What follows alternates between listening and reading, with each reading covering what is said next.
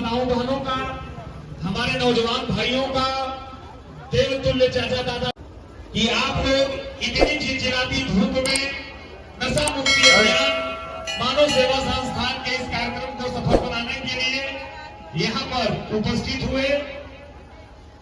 इस कार्यक्रम के मुख्य अतिथि शिखर गुप्ता जी का आगमन हो चुका है।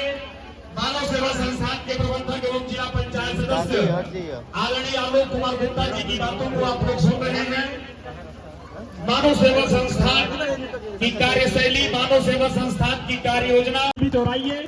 अब संस्था के बारे में आदरणीय आलोक कुमार गुप्ता जी अपनी बातें आप लोगों के बीच में रखेंगे।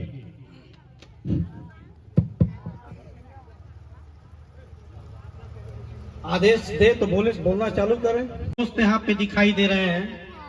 इस गांव में जितनी माताएं बहनें यहाँ पे उपस्थित हैं, सभी चाचा दादा जितना उपस्थित हैं, इस बात को आप खूंटा गाड़ के बांध लीजिएगा कि आज से मैं अपने इस बेटे को चुनाव नहीं लड़ाऊंगा। ध्यान दीजिएगा, मैं बस इतना ही कहूंगा कि जब भी इस गांव से एक फोन अगर तुम्हारे पास जाए कि किसी के घर कोई घटना घट गई है, किसी का देहांत हो गया है, किसी के घर में किसी माँ बेटी बहन के वहां अगर शादी है और तुम्हारे पास अगर फोन चला जाए, तो तुम्हारे पास कुछ हो या न हो, अपना शरीर लेकर के उस परिवार के पास पहुंचना और उस परिवार की सेवा करना, बाकी सब आगे पीछे देखा जाएगा।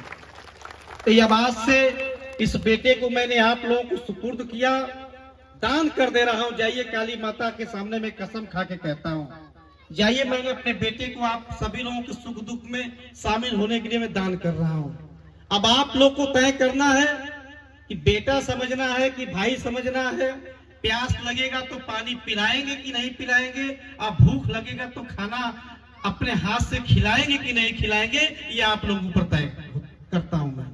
बाकी अब मैं आता हूं फिर से उसी लाइन में जिस लाइन को मैं छोड़ दिया था।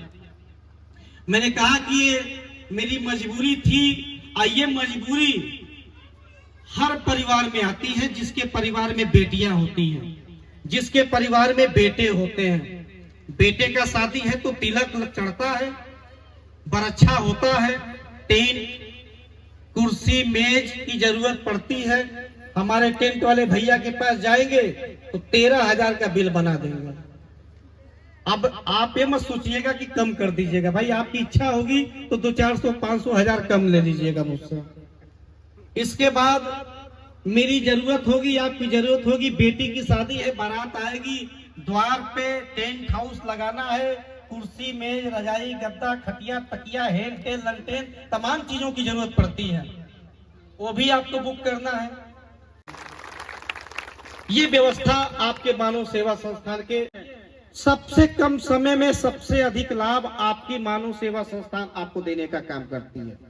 और दूसरा, जो मैंने टेंट गाड़ी और पानी की जो मैंने बात किया है, ये जो बहनें तुमको दिखाई दे रही हैं, जितने भी तुम्हारे उम्र के लोग यहाँ दिखाई दे रहे हैं, जितने भी तुम्हारे चाचा दादा तुमको दिखाई दे रहे हैं, जितने तुम्हारे पिता तुमको दिखाई दे रहे हैं, सबसे आशीर्वाद लेने का काम करो और 2 शब्द तुम यहाँ रखने का काम करो। आइए आओ शिखर और अपने माताओं बहनों के बीच आकर के अपनी बात रखो। बहुत बहुत सभी लोगों को धन्यवाद। जोरदार ताली के बीच आप लोग शिखर गुप्ता को आमंत्रित करें। सभी लोग जोरदार तालियां बजाएंगे।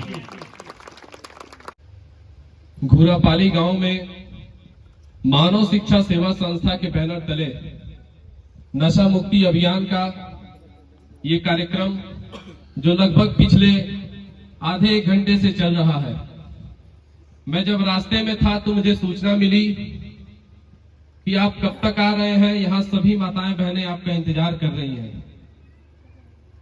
फिर मैंने फोन पे कहा कि सर, मैं अब सारा काम छोड़ते हुए, जितना मुझे रास्ते में काम था, जहां मुझे जाना था, जिससे मुझे मिलना था, मैं ये सारा काम छोड़ते हुए सबसे पहले अपने घुरापाली गांव में अपनी माताओं बहनों, अपने नौजवान भाइयों से मिलने के लिए आऊंगा।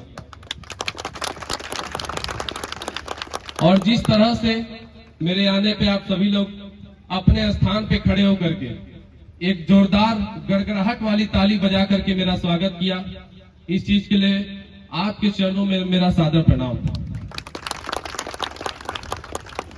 बहुत कुछ आपको बता दिया गया। लगभग पिछले आधे एक घंटे के जो ये मीटिंग चल रही है, जो एक नुक्कड़ सभा चल रहा है, इस सभा में आपको नशा क्यों नहीं करना चाहिए, इस बारे में आपको हर एक चीज अच्छी तरीके से डिटेल में समझा दी गई है। उसी पे मैं थोड़ा सा और प्रकाश डालने का काम करूंगा। आज के जैसा कि मेरे पिताजी ने बताया, आज के 11 महीने पहले, लेकिन मैं आपको उस 11 महीने पहले का डेट बता दूं। 2023 के जुलाई महीने में 18 तारीख को, 18 जुलाई 2023 दिन मंगलवार था। उस दिन आपके इस बेटे का, आपके इस भाई का दिल्ली के मेदांता अस्पताल में लीवर का ऑपरेशन हुआ। डॉक्टर ने 17 तारीख को मुझे बुलाया, अपने केबिन में बैठाया और कहा कि बेटा, कल आपके पिताजी का ऑपरेशन होना है, आप उसके लिए तैयार हैं? मेरे अभी जैसे मैं खड़ा होकर आपके सामने बोल रहा हूं, उस समय मेरे मुंह से डॉक्टर के सामने एक शब्द निकला नहीं। इस दोनों के बीच की यह बात है, तो मैं कैसे आपसे खुशी खुशी कह दूं कि हाँ डॉक्टर साहब मैं तैयार हूं, आप ऑपरेशन कीजिए। डॉक्टर साहब से मैंने कहा कि डॉक्टर साहब मेरे पिताजी जिंदा बचेंगे या नहीं? डॉक्टर ने कहा 80% उम्मीद है कि नहीं बचेंगे। आपको विश्वास नहीं होगा, मैं वहां उस टेबल पे बैठे बैठे रो पड़ा। लेकिन डॉक्टर ने फिर कहा कि लेकिन बेटा परेशान मत हो, 20% उम्मीद है कि वो बच जाएंगे। तो मैंने डॉक्टर से कहा, डॉक्टर साहब 20% तो आपने कहा ठीक है, लेकिन जो आपने पहली बार ये बात कहा कि 80% उम्मीद है कि वो नहीं बचेंगे, वो मेरे कलेजे को अंदर से खा गया। मैं अंदर से टूट गया, मैं बिखर गया। उसके बाद से डॉक्टर ने कहा कि कल सुबह 6 बजे आप इमरजेंसी वार्ड से ऑपरेशन थिएटर के बाहर वाले हॉल में आ जाइए। मैं सुबह 5:30 बजे वहां पे पहुंचा। मेरे पिताजी और मेरी माताजी दोनों लोगों को अलग अलग टेबल पे लेटाया गया था और वहीं पे उनको बेहोशी का इंजेक्शन दिया गया। आपको विश्वास नहीं होगा, लगभग सुबह 6 बजे की ये बात है और सुबह लगभग 5 बजे मैं उठा था और उस दिन ऑपरेशन के ठीक था। चलिए, पैसा मेरे पास था, मैंने वहां दे दिया।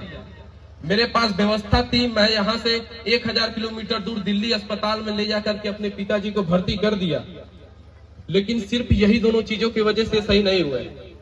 कहीं ना कहीं पैसा और व्यवस्था के बाद अगर इनके सही होने और यहाँ आज खड़े होकर बोलने के लिए हिम्मत अगर किसी ने दी तो आप लोगों ने दिया।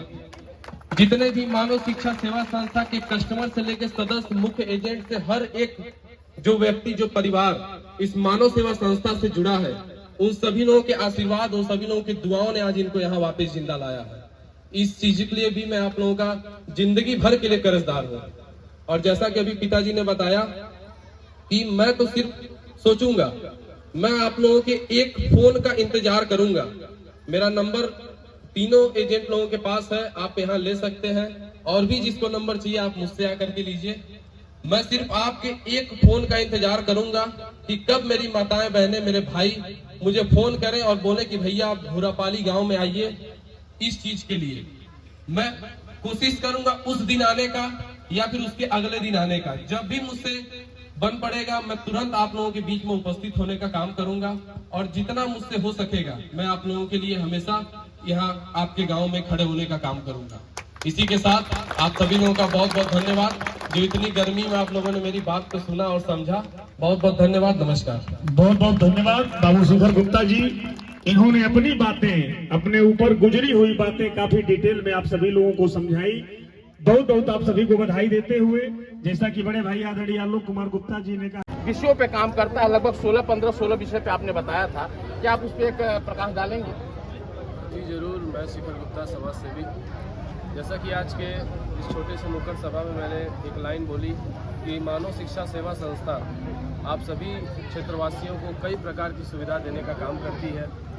जैसे कि आपके घर में आपके बहन, आपके भाई की किसी की भी शादी पड़ती है, आप संस्था से मैरिज हॉल, संस्था की गाड़ियाँ, संस्था का टेंट हाउस, पानी का प्लांट, बिस्किट की फैक्ट्री, तमाम जितनी भी चीज़ें हैं, आप जो संस्था का यूट्यूब चैनल है उस पर देखेंगे तो आपको उस चीज़ के बारे में, सभी चीज़ों के बारे में अच्छी तरीके से जानकारी मिलेगी।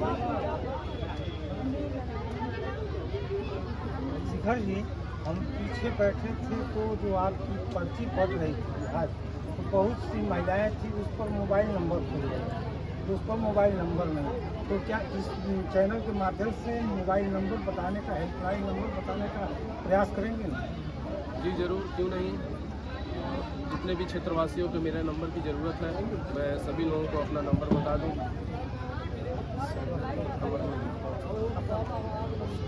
मेरा पर्सनल जो नंबर है आप लोग नोट कर सकते हैं, 788 723 1833 78 87 23 18 33। आप 24 घंटा कभी भी इस नंबर फ़ोन करिए, आपके इस भाई, आपके इस बेटे से आपका बात होगा। क्या लगता है कहीं अगर युवाओं को आपकी आवश्यकता पड़ेगी तो क्या आप जनहित में जाएंगे? जी ज़रूर जाएंगे, और सिर्फ युवाओं की बात नहीं, हमारे चाचा दादा माताएं बहनें जहाँ भी जिसका भी आदेश आएगा कि आपको यहाँ पे आना होगा, मैं ज़रूर यहाँ पहुँचने का अपना पूरा प्रयास करूँगा। 43-44 डिग्री सेल्सियस पे जो इतने लोग यहाँ पे इकट्ठा हुए थे, क्या लगता है आपका प्रोग्राम आपको सफल दिख रहा है? कहीं ना कहीं इतनी गर्मी के बावजूद सैकड़ों की संख्या में, हजारों की संख्या में यहाँ लोग उपस्थित हुए। सबसे पहले तो घोरापाली गांव के सभी माताओं बहनों को मेरा सादर प्रणाम, और आप लोगों को बहुत बहुत धन्यवाद कि इतने गर्मी में भी आप सभी लोग यहाँ पर उपस्थित हुए और इस कार्यक्रम को सफल बनाने का काम किया।